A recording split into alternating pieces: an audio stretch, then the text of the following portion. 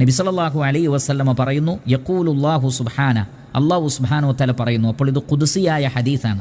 അല്ലാഹു സുബ്ഹാനഹു വതആല പറയുകയാണ്, ഇബ്ന ആദം, ആദമിൻ്റെ മക്കളെ, ഇൻ സബറത വഹ്തസബ്ത ഇൻദ സദ്മത്തിൽ ഊല, നീ ക്ഷമിക്കുകയും അള്ളാഹുവിൽ നിന്ന് പ്രതിഫലം കാക്ഷിക്കുകയും ചെയ്തിരുന്നെങ്കിൽ, എപ്പോൾ?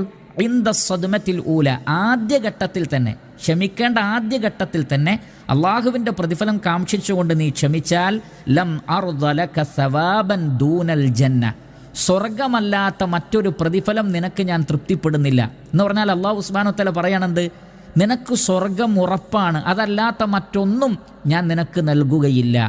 അപ്പോൾ ആദ്യഘട്ടത്തിൽ തന്നെ ക്ഷമിക്കുന്ന ആളുകൾക്കുള്ള പ്രതിഫലം സ്വർഗമാണ്, സ്വർഗമല്ലാതെ മറ്റൊന്നുമല്ല എന്നാണ് അല്ലാഹു സുബ്ഹാനഹു വതആല പറയുന്നത്. അപ്പോൾ അത്രയും വമ്പിച്ച പ്രതിഫലമാണ് അതിന് ഉള്ളത്.